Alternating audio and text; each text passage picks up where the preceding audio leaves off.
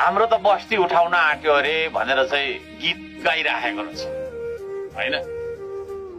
बरु मेरो लास उठोस् तर मलाई विश्वास गर्ने जनताको लास।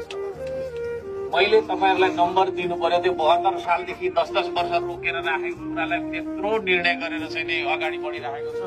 फेरि अब हर्क साम्बाङले नै बस्ती उठाउँछ अरे भन्छ।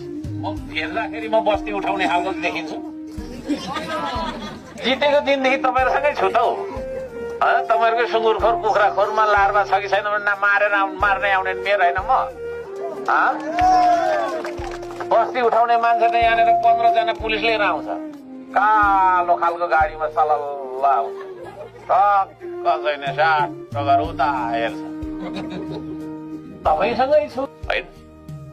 प्रशासनिक कुराहरूमा केही कमी कमजोरीहरू यदि भएको छ भने त्यसलाई हामी सच्याउँछौँ, केही छैन। तर यति कुरा बुझ्नुहोस् होइन, तपाईहरुले मलाई छोड्नुहुन्छ होला तर म तपाईहरुलाई कहिले पनि छोड्दिनँ है। तपाईहरुको साथमा कहिले पनि छोड्दिनँ। त्यो मान्छे हो म होइन। अनि तपाईको चाहिँ नि मन दुखाएर, तपाईलाई रुवाएर, तपाईलाई तडपाएर म चाहिँ के बन्ने हो र? म महाराज बन्ने हो र? ठुलो महाराजा धीराज बन्ने हो र? अमर बन्ने हो र? म पनि मरेर जान्छु नि एक दिन, जाँदिन र? भन्नु त हो कि भन्नु न हो।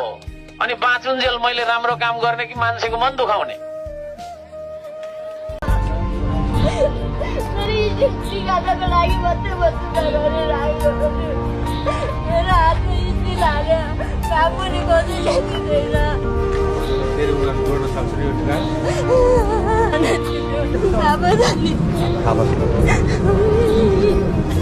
मेरो बोजू बाटोमा रोइरहेको यो लान दिनुभयो भने म अबदेखि कहिले त्यो रोडमा आउँदिनँ। 2 गाडा थियो, अर्को गाडालाई चाहिँ भगाएर मलाई चाहिँ मेरो यत्रो बच्चा भएको मान्छेलाई चाहिँ यस्तो गर्ने, उनीहरूले सबैजना कमाउनु सक्नेलाई चाहिँ भगाउने। तपाईँ घर चाहिँ कता हो दिदी? घर लमजुङ। नानी चाहिँ कति वर्षको छ? 2 वर्षको। मेरो हेर्नु न, यस्तो भाँच्यो र स्टिल छ, यहाँबाट कति दुख्छ मलाई। के भएर भाँच्यो दिदी? गाडी एक्सिडेन्ट।